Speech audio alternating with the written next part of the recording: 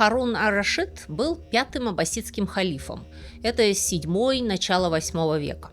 При нем Багдад достиг своего расцвета и стал центром золотого века исламской культуры и местом действия сказок.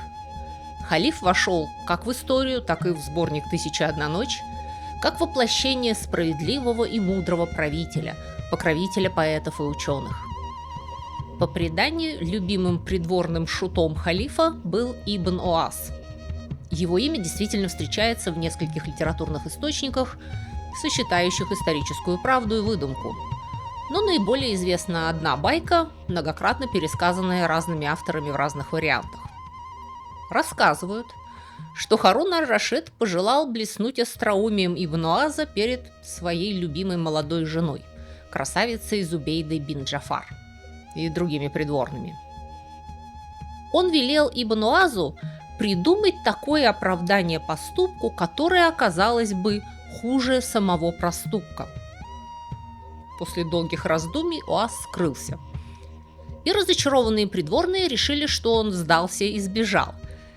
И тут халиф вдруг вскочил со своего места в ярости. Оказалось, что Ибн Оаз прокрался за трон и очень чувствительно ущипнул халифа за ягодицу. Увидев, кто это сделал, халиф велел шутника жестоко наказать. На что Ибн Оаз с невинным выражением лица заявил: «Прости меня, глупца. Когда я ущипнул повелителя правоверных за задницу, я просто нечаянно ущипнул не того. Я-то хотел ущипнуть его царственную супругу». Халиф рассмеялся и признал, что оправдание проступку было хуже самого проступка. Сегодня я расскажу вам о придворных шутах и дураках. Людях, которые, имея уникальную привилегию смеяться над сильными мира сего, всю жизнь ходили по лезвию бритвы. За лишнюю дерзость они могли заплатить положением или даже жизнью.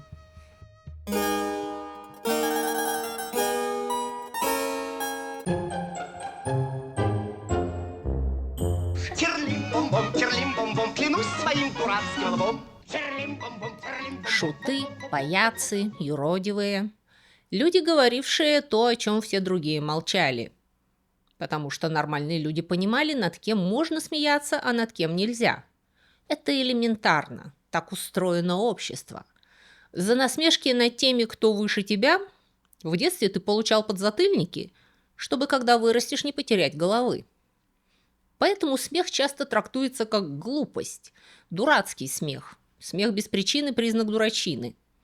И даже если не так грубо, многие согласятся, что дети смеются чаще, чем взрослые. Смех – это наивное поведение, особенно в обществе, не поощряющем равенство. Потому что в своем базовом биологическом значении смех используется как сигнал принадлежности к группе. Он сигнализирует о принятии и о позитивном взаимодействии с другими. Даже если вы в полном одиночестве смеетесь над мемчиком, ваш смех в пустой комнате сигнализирует взаимопонимание и взаимное принятие с людьми, которые этот мем придумали и перепостили. Биологически смех развился из поведения, означавшего игру. Такой протосмех, специфические вокализации с показыванием зубов и быстрым сокращением диафрагмы, имеют не только люди и обезьяны, но и лисы, к примеру, крысы. У собак есть похожее поведение, когда они весело гавкают и не всерьез рычат. Это звуковой сигнал, что я куснул тебя в шутку, что нападение было не всерьез, что мы играем. И в человеческом обществе смех сигнализирует общность группы. Мы понимаем друг друга, мы в безопасности друг с другом. Но у людей смех эволюционировал дальше, в абстрактную сферу. Мы можем смеяться над собой, смеяться над абсурдом, над опасностью. У животных нет черного юмора. Они не смеются над нарушением табу, над риском и над покушениями на социальную структуру, над смертью. Люди превратят смех в оружие. Человек не первый научился смеяться, но он научится смеяться последним. Терлим-бом-бом, клянусь своим дурацким лбом. На первый взгляд, само существование шутов, придворных сатириков, кажется противоречием монархической идеологии. Королевский двор был местом, где каждый жест, каждое слово подчеркивали величие правителя и формировали иерархию вокруг него. И парадоксальным образом сам факт наличия шута, не фильтрующего свою речь и разрушающего иерархию, становился демонстрацией абсолютной власти. Только очень уверенный в себе правитель мог держать при себе человека, который смеется над ним и остается безнаказанным. Точно так же, как древнейшие шуты смеялись над богами.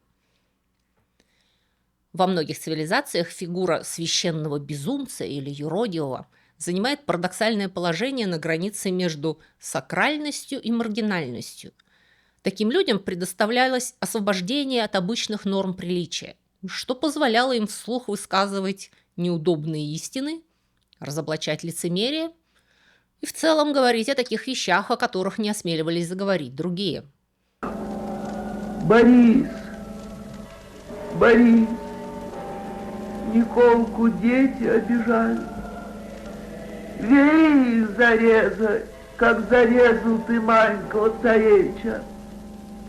Юродивый намеренно выпячивал и иногда симулировал слабоумие, чтобы с одной стороны отвергать мирские удовольствия, а с другой попирать мирскую иерархию. Блаженный был под особой защитой Бога. Ни у кого не поднималась на него рука, чтобы он не болтал, потому что он был голосом Бога и голосом правды. И примеры подобных священных безумцев можно найти и в других обществах. В исламской традиции некоторые суфийские учителя балансировали на тонкой линии между психическим отклонением и вступленным мистицизмом. То же самое встречалось в индуизме и очень сильно в буддизме. То, что божественная или высшая мудрость настолько непонятна людям, что те могут принять ее за безумие, эта мысль очень древняя, ее классическое выражение имеется у Платона, прямо в его знаменитой аллегории пещеры. Люди заключены с рождения в пещеру и могут видеть только слабые образы, отраженные на ее стенах. И когда один из заключенных сбегает, а потом возвращается, чтобы освободить своих товарищей, те считают его безумцем за его попытки убедить их в существовании большего мира за пределами пещеры. И вот эти священные безумцы древних культур, часть из которых были проповедующими бродягами, а часть ритуальными исполнителями, танцорами, шаманами, мимами, позднее превратятся в скоморохов и комедиантов, из которых выйдут профессиональные шуты. И европейский придворный шут, будучи более секуляризованным, сохранил следы этой древней священной логики. Защищенный особым статусом, шут мог высмеивать власть и высказывать социальную критику под видом игры. Сакральные дураки и шуты одинаково доказывали, что истина, особенно моральная или духовная, может потребовать извращения, насмешек и беззакония, чтобы быть услышанной вообще. Будем бить через дымоход. Приготовились! Бей! Ну как? Попал. Утка. С яблоками. Она, кажется, хорошо прожарилась. Она, кажется, и соусом по дороге облилась. Терлим-бом-бом, терлим-бом-бом, клянусь своим дурацким лбом. Терлим-бом-бом, терлим-бом-бом, поп-поп-поп. Трудно провести четкую границу, но, по всей видимости, настоящие придворные шуты появились в Китае аж в VI веке до нашей эры, в самую середину эпохи Чунь-Цю, когда жили Конфуций и Лао Цзы. Китай оказывается первой культурой, в которой шут становится индивидуальностью с именем, вошедшим в исторические анналы. Это был уже не безликий участник ритуальных церемоний, не юродивый, говорящий с богами, а остроумный светский советник. Первым подобным персонажем был некто Ю Мэн. Мэн – это его имя, а Ю – это должность, слово, означающее что-то вроде «артист». Ю Мэн был известен при дворе как профессиональный актер и мим. Он прославился умением мастерски подражать людям и разыгрывать комические сценки, которые развлекали императора. Он также был одним из первых, кто использовал доведение до абсурда как комический прием. Рассказывают, что однажды император Чжуан решил устроить пышные похороны своему любимому коню, который умер от ожирения, с роскошным гробом и обрядами, подобающими священнику. Любой, кто осмеливался оспорить этого решения, рисковал головой. Юмэн ворвался во дворец с громким криком и начал настойчиво советовать царю сделать похороны еще более роскошными, основать родовой храм приставившегося скакуна, принести в жертву тайлао, это значит большое парадное жертвоприношение коровы, овцы и свиньи, и учредить феод из 10 тысяч домов для сбора подношений на этот храм. Император понял, что зашел слишком далеко, и приказал зажарить дорогого покойника и скормить его придворным, как поступил бы нормальный человек. Однако настоящее признание талантов и продвижение Юмэна по карьерной лестнице произошло после другой выходки. Некто Сунь Шуао был важным государственным деятелем, канцлером и вообще большой шишкой, который покровительствовал Юмэну. Но когда канцлер умер, его семья впала в нищету, поскольку Сунь Шуао по высшим конфуцианским стандартам был человеком беспримерной честности и бескорыстия, взяток не брал и состояния не нажил. Однажды Юмэн встретил сына покойного канцлера. Тот был одет в лохмотья и собирал хворост, чтобы прокормиться. Юмэн был глубоко потрясен и несколько месяцев вынашивал план, как напомнить правителю о его долге по отношению к семье великого человека, который принес столько пользы государству. Юмэн научился подражать речи и манерам Сунь Шуао. Потом он облачился в одежду, похожую на наряд покойного канцлера, и в таком виде предстал перед правителем, стал говорить, как он, и вести себя, как он. И император, и все придворные были потрясены. Им показалось, что они видят перед собой покойного канцлера. Император в шоке предложил пришедшему с того света Сунь Шуао снова занять свой пост. Но Юмэн ответил, что он не может. Его семья с трудом сводит концы с концами. Пристыженный император пожаловал семье канцлера во владение поместья и поблагодарил Юмэна за то, что он научил его уму-разуму. В условиях жесткой централизации монархической власти самым ценным и одновременно самым опасным ресурсом становилась неприукрашенная правда. Чем выше в иерархии находился человек, тем меньше правды он слышал. Придворные лгали из страха, советники из расчета. В итоге монарх мог оказаться слеп и глух к тому, что в реальности происходит в его стране. И тогда придворный шут использовал свою привилегию неприкосновенности, право свободно говорить правду в форме шутки, не опасаясь наказания. Шут мог сообщить королю плохие новости, которые никто другой не осмелился бы передать. В 1340 году, когда английский флот уничтожил французский флот в битве при Слёйсе, шут Филиппа VI французского сказал монарху, что у английских моряков даже не хватает смелости прыгнуть в воду, как у наших храбрых французов. Слова шута не считались сказанными всерьез, что позволяло суверену слышать необходимую истину, не признавая ее публично и не теряя лица. Шут не нес ответственности. Что возьмешь дурака? И тем не менее, в условиях постоянного соперничества между короной, церковью, знатью и городами, такая фигура оказывалась особенно полезной. Дешевле было терпеть одного человека, говорящего опасные вещи при дворе, чем тысячи, выкрикивающих их на городской площади.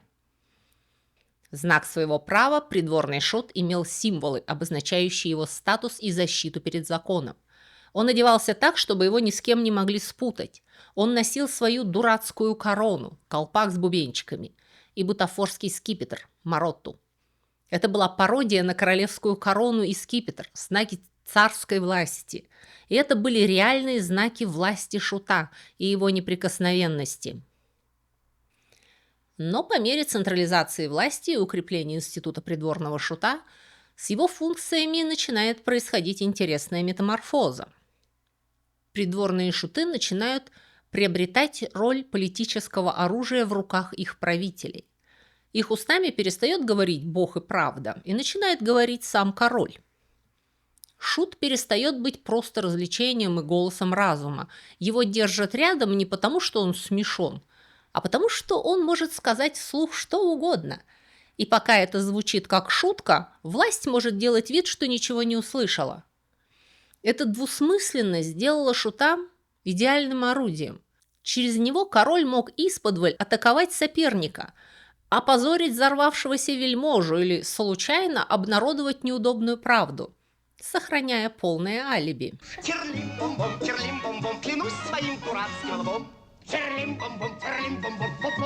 Знаменитый французский шут Трибуле, в костюм которого до сих пор одеваются на карнавалах, это не один человек, это легенда, воплотившаяся в нескольких людях.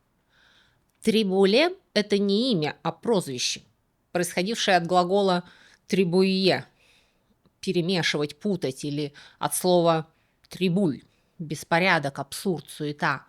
Трибуле – это буквально зачинщик беспорядка. Самым знаменитым Трибуле был тот, что служил при дворе Франциска I, где-то в конце 15-го, начале 16 века. Трибуле легендарно позволял себе то, за что министры лишились бы должностей, а родственники в то несентиментальное время головы. Он унижал вельмож, напоминал о злоупотреблениях, бросал колкие реплики в адрес самого короля, но его слова не требовали ответа. С ним не спорили и ему не возражали.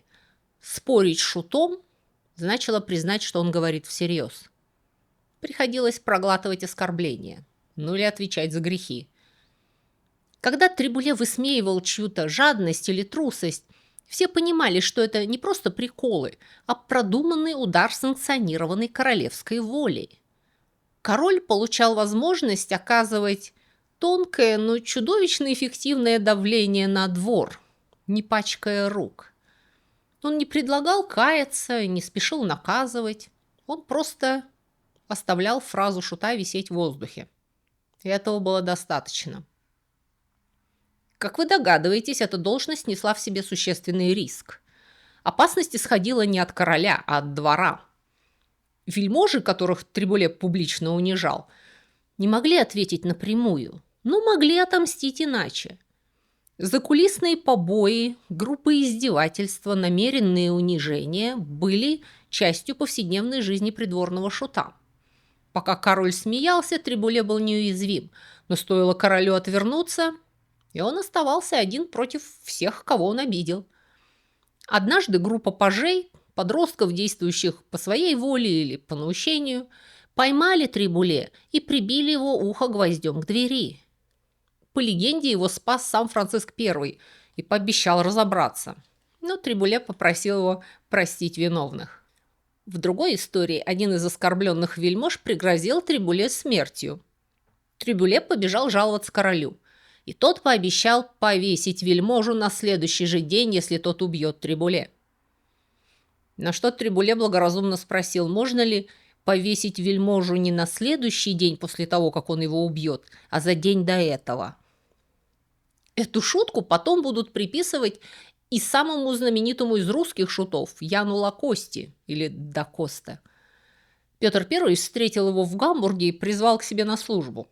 Этот нескладный и остроумный человечек умудрился прожить длинную и опасную жизнь в очень бурную эпоху российской истории. Он начал шутить при дворе Петра I, а закончил при Анне Иоанновне. Его остроты вошли в книги.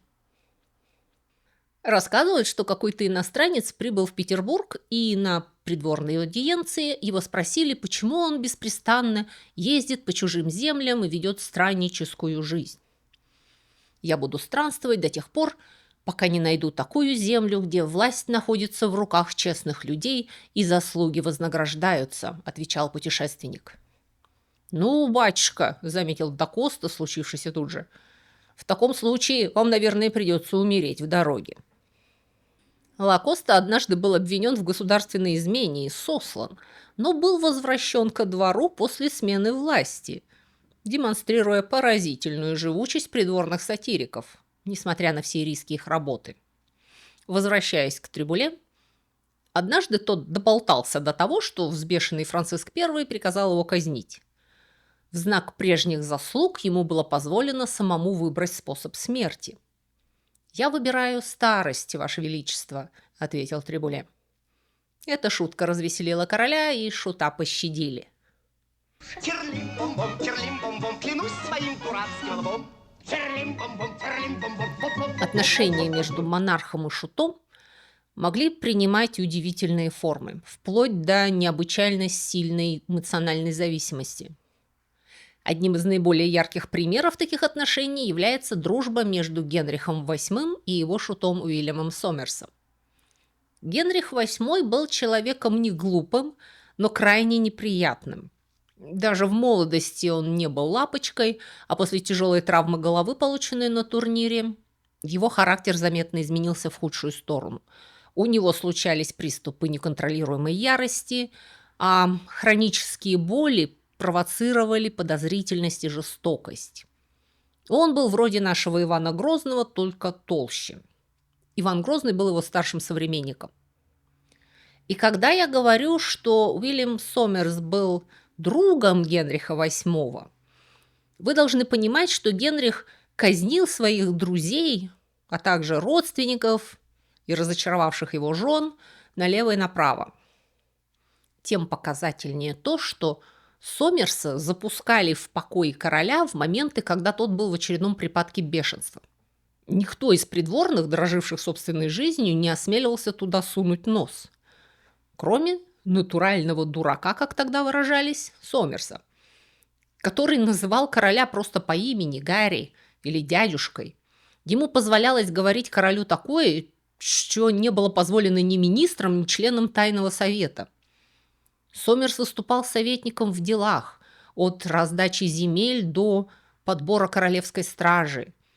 И он получал щедрую компенсацию за труды и, подозреваю, потраченные нервы, дорогую одежду и меха, а также финансовую поддержку для своих родственников. Сомерс использовал доступ к королю и для заступничества. Он ходатайствовал за крестьян, лишенных общинных земель, за провинившихся, добивался смягчения приговоров, возвращения имущества и освобождения от казни. Его просьбы выслушивались и нередко исполнялись. Но главное, он мог развеселить короля в минуты досуга. Генрих VIII начинал галантную или пасторальную стихотворную строку, а Сомерс завершал ее двусмысленностью или откровенной непристойностью в рифму.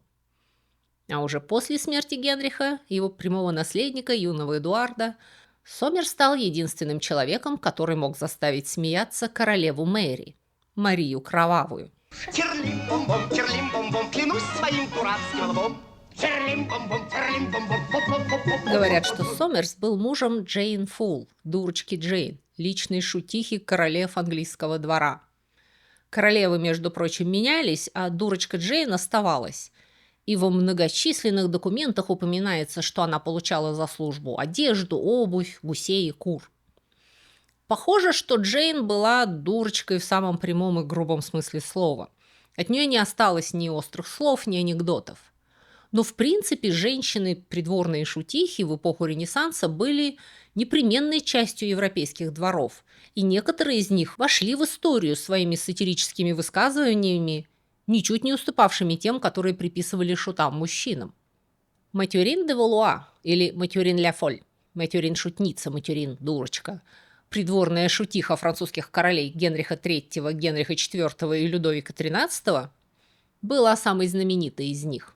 Она расхаживала в экстравагантном костюме амазонской воительницы со щитом и деревянным мечом. Была очень остра на язык, и придворные боялись с ней связываться. Однажды некая фрейлина пожаловалась, что ей не нравится, когда справа от нее сидит дура. На что Матюрин вскочила, пересела на другую сторону от дамы и заявила: «Ничего, мне это совсем не мешает». Ее работа хорошо оплачивалась. В отчетных книгах французского двора за 1620 год Матюрин ля Фоль указано с годовым содержанием в 1200 ливров, что по меркам начала 17 века было исключительно высокой зарплатой.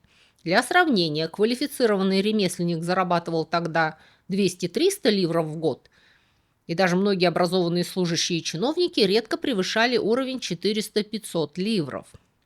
Фрейлины королевы получали от 300 до 600 ливров содержания, а придворные секретари и писцы зарабатывали в среднем 400-800 ливров, и только самые высокооплачиваемые королевские врачи, относившиеся к узкому и престижному кругу специалистов, зарабатывали сравнимо или несколько меньше, чем Матюрин.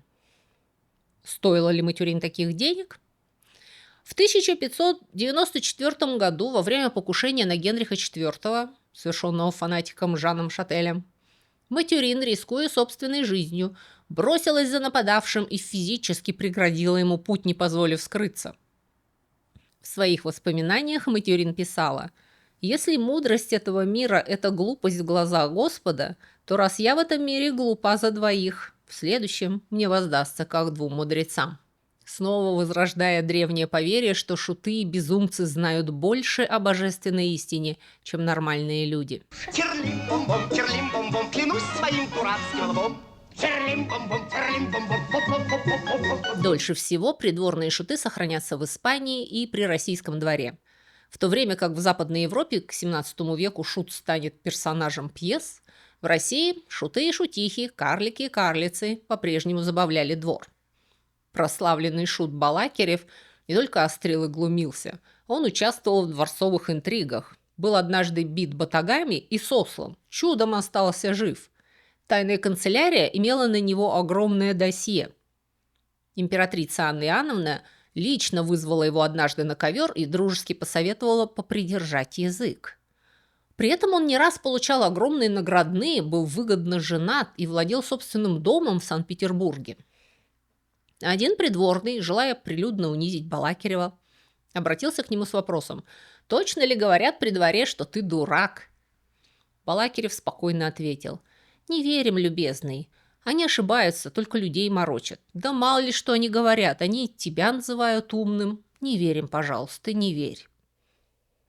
К началу нового времени придворный шут, как институт, становится ненужным. Монархическая власть начинает зависеть от бюрократии, от министров и сановников. Шут, нашептывающий правду монарху, теряет влияние, когда сам монарх теряет влияние. Вторая причина исчезновения придворных шутов – профессионализация развлечений.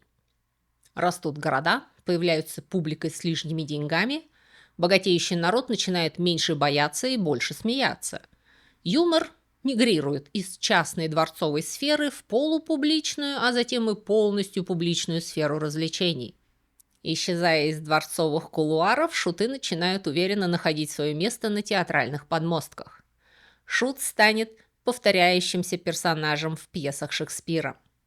Его шуты не только дают комическую разрядку после самых трагических сцен, они также символизируют здравый смысл и честность, говоря правду другим персонажам и зрителям.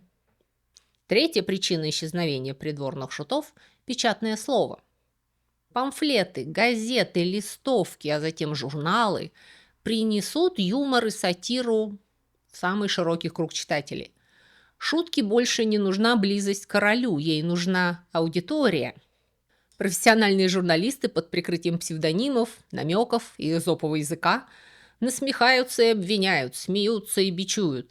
И им вторят злые и чертовски остроумные карикатуристы.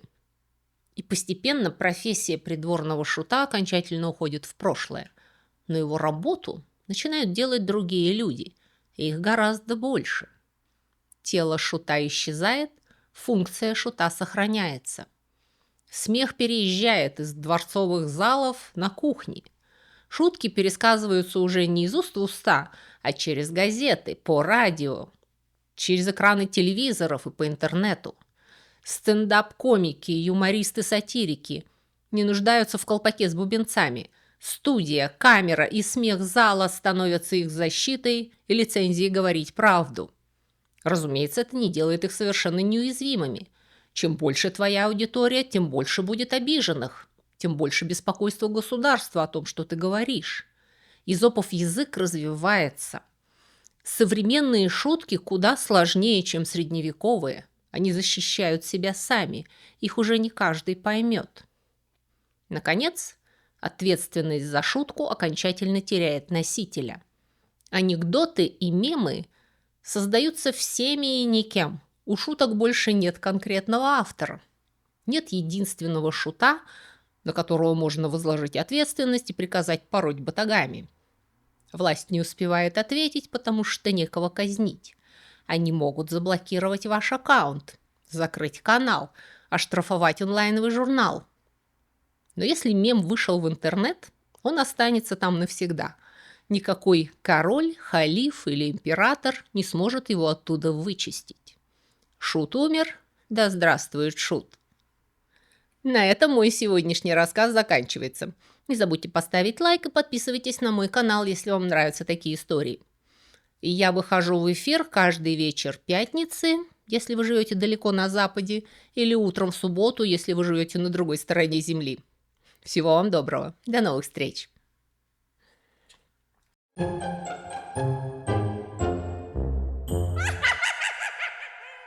Друзья мои, если вы хотели бы больше и чаще узнавать интересные, забавные и шокирующие факты, касающиеся истории и культуры, и особенно истории бескультурья, то вы можете подписаться на мой блог на Бусти или на Патреоне.